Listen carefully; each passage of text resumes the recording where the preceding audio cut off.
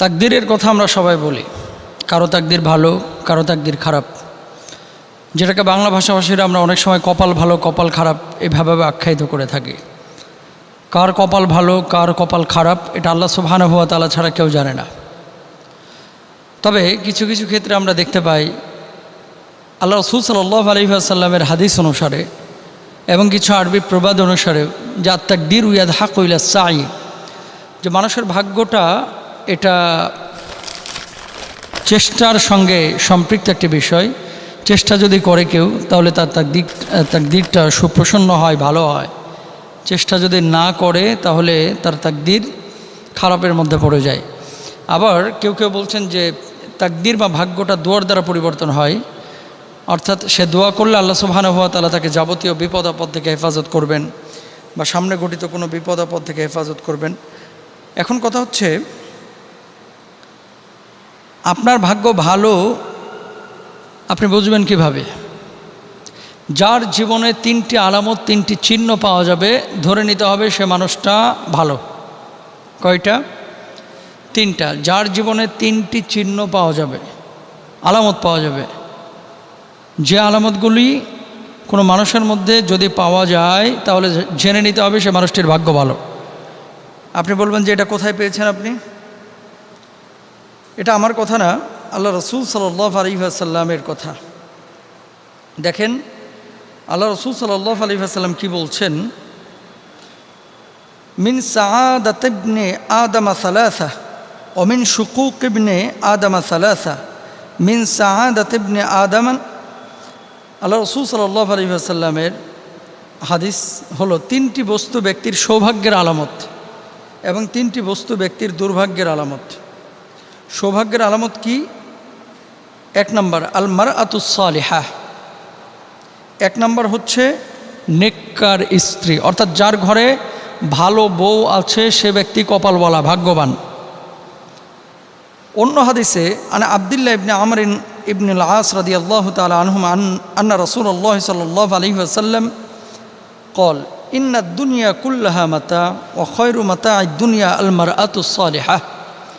হযরত আব্দুল্লাহ ইবনে আমর ইবনে আল আস রাদিয়াল্লাহু তাআলা আনহুমা বলেন, নবী সাল্লাল্লাহু আলাইহি ওয়াসাল্লাম বলেছেন, এই দুনিয়া সবই ভোগের বস্তু, আর দুনিয়ার শ্রেষ্ঠ ভোগের বস্তু হলো নেককার স্ত্রী। তাহলে আপনি ভাগ্যবান কিনা?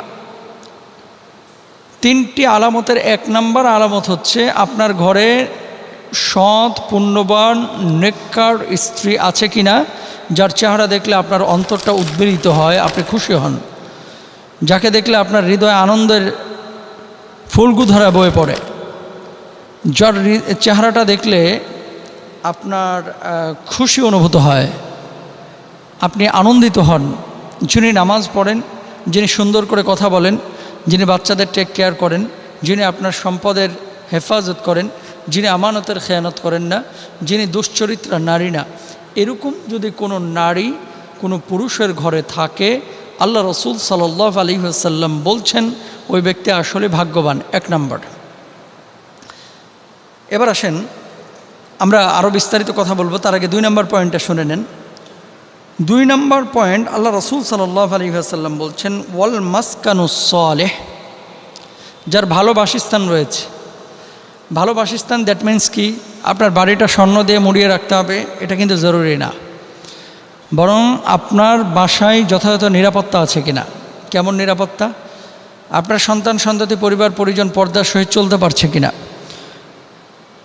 আপনার বাসস্থানে ওই যে চাল ফুটো হয়ে পানি পড়ছে কিনা, তারপরে আপনার বাড়িতে যথাযথভাবে ইবাদতের পরিবেশ আছে কিনা, আপনার বাড়িটা ইবাদতের জন্য উপযুক্ত জায়গা কিনা। ভালো বাড়ির সংজ্ঞা কিন্তু অনেকভাবে আমরা সংজ্ঞায়িত করে থাকি। কেউ মনে করি বাড়ির ভিতর বা ফ্ল্যাটের মধ্যে অথবা অ্যাপার্টমেন্টের মধ্যে একটা সুইমিং পুল থাকা লাগবে, একটা বড় বলরুম থাকা লাগবে, ওপরে বারবিকিউ পার্টি করার জন্য, বন্ধুদের সাথে আড্ডাবাজি করার জন্য বার থাকা লাগবে। এরকম কিন্তু অনেকে মনে করি যে এগুলো মনে হয় ভালো বাড়ি, আদর্শ বাড়ি। আসলে ইসলামী শরিয়ায় ভাষ্যমতে আদর্শ বাড়ি বলতে যে সমস্ত বাড়িগুলোকে বোঝানো হয়, যে বাড়ির ভিতরে কোনো অপবিত্র জিনিস নেই এবং বসবাসের জন্য উপযোগী বাড়ি, যেমন কুকুর থাকবে না সে বাড়ির মধ্যে, সে বাড়ির মধ্যে বৈধ জিনিস থাকবে, সে বাড়ির মধ্যে সবাই আল্লাহ আল্লাহ রসুল সাল্লাল্লাহু আলাইহি ওয়াসাল্লামের আলোচনা করবে। হ্যাঁ, তারপরে সেই বাড়িতে প্রবেশ করলে আল্লাহ সুবহানাহু ওয়া তাআলার বিশেষ রহমত আপনার উপর নাজিল হবে। সে বাড়ির মধ্যে আল্লাহ রসুল সাল্লাল্লাহু আলাইহি ওয়াসাল্লামের সুন্নাহগুলো বাস্তবায়িত হবে। সেখানে নারীরা পুরুষরা পর্দা করার জন্য যথেষ্ট সেপারেশন থাকবে। সেই বাড়ির মধ্যে নামাজের ঘর থাকবে। সেই বাড়ির মধ্যে এমন কিছু থাকবে না যেগুলো মানুষকে পাপে উদ্বুদ্ধ করে। তাহলে 2 নম্বর ওয়াল মাসকানুস সালেহ, আল্লাহ রসুল সাল্লাল্লাহু আলাইহি ওয়াসাল্লাম বলছেন যার ভালো বাসস্থান রয়েছে সে ব্যক্তি সৌভাগ্যবান। ভাগ্যবান মানে পৃথিবীর বুকে, আর পৃথিবীতে যে ভাগ্যবান আখেরাতেও তো সৌভাগ্যবান। কারণ এই সমস্ত জিনিসগুলো যে মানুষগুলো মেনে চলবে, ভালো স্বামী যদি কেউ পায় বা ভালো স্ত্রী যদি কেউ পায় তাহলে তার কিন্তু সৎ জীবনযাপন করা অনেক সহজ হয়ে যায়। ভালো বাসস্থান যদি থাকে তাহলে সে মানুষটা কিন্তু ইবাদতের স্বাদ পায়, মজা পায়। আর বাড়ির মধ্যে সারাক্ষণ যদি পাপিষ্ঠ আচরণ করে মানুষ, পাপের মধ্যে সবাই যদি ডুবে থাকে, তাহলে সে বাড়ির মধ্যে কিন্তু রহমতের ফেরেশতা ঢুকে না, সে বাড়ির মধ্যে আল্লাহর রহম থাকে না, সেখানে ইবাদত করে মজাও পাওয়া যায় না। তাহলে 2 নম্বর হচ্ছে ওয়াল মাসকানুস সালেহ, যে ভালো বাসস্থান যার রয়েছে সে মানুষটা আসলেই সৌভাগ্যবান। 3 নম্বর আসেন ওয়াল মারকাবুস সালেহ। 3 নম্বরে হচ্ছে ভালো একটা যানবাহন থাকা। সেটা হতে পারে ভালো সাইকেল, হতে পারে ভালো মোটর সাইকেল, হতে পারে সেটা ভালো একটা গাড়ি, হতে পারে ভালো একটি ঘোড়া, হতে পারে ভালো একটি উট, হতে পারে ভালো একটি গাধা খচ্চর, যেটা দিয়ে আপনি আরোহী হন, যেটা দিয়ে আপনি এক স্থান থেকে আরেক স্থানে স্থানান্তরিত হন বা আপনি যাতায়াত করেন। এই সমস্ত ভালো বাহন যার রয়েছে এই পৃথিবীর বুকে সে মানুষটা হচ্ছে ভাগ্যবান। এখন আসেন কেন এদেরকে ভাগ্যবান বলা হয়েছে। আপনি বলবেন যে মোহতারাম এই 3টা জিনিস যার ভিতরে আছে সেই ভাগ্যবান, এটা আবার কেমন কথা। প্রত্যেকটা পয়েন্ট যদি আপনি আলাদা আলাদা করে ব্যাখ্যা করেন তাহলে অনেক কিছু আপনি পাবেন বা যদি কল্পনা করেন। যেমন ভালো স্ত্রী, আপনি টাকা পয়সা কামান কার জন্য, উপার্জন করেন কার জন্য? আপনি উপার্জন করছেন বেসিক্যালি, আপনি তো বিয়ের আগেও উপার্জন করেছেন না? তো বিয়ের আগে যখন আপনি উপার্জন করেছেন তখন আপনার চিন্তা চেতনা টার্গেট ছিল একরকম, উপার্জন করেছেন, খেয়েছেন, দিব্যি ঘুরেছেন, কোনো সমস্যা নাই, টাকা পয়সা কিন্তু তেমন জমাইতে পারেন নাই। বিয়ের পরে আপনি যখন টাকা উপার্জন করছেন, পয়সা উপার্জন করছেন, তখন কিন্তু মাথার উপরে স্ত্রীর একটা চাপ এসেছে। যখন বাচ্চা কাচ্চা হয়েছে তখন কাচ্চার কিন্তু আপনার চাপ মাথার উপরে এসেছে, একটা প্রেশার আপনার উপরে এসেছে। কেন এসেছে? আপনি জিম্মাদার হয়েছেন, দায়িত্ব নিয়েছেন তাদের।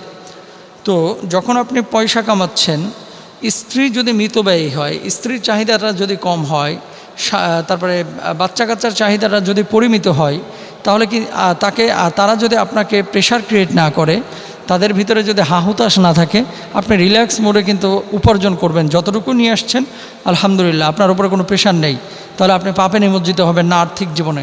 খেয়াল করেছেন? মানে আপনার পারিবারিক সদস্যদের চাহিদাটা যদি পরিমিত হয় তাহলে আপনার কার্যক্ষেত্রে, উপার্জনের ক্ষেত্রে কিন্তু একটা মানে ইফেক্ট পড়তেছে।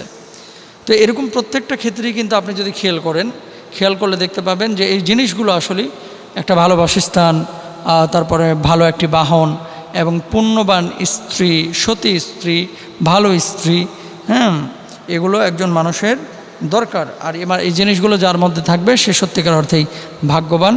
আল্লাহ তাআলা আমাদের সবাইকে ভাগ্যবান হওয়ার তৌফিক দান করুন, আমিন।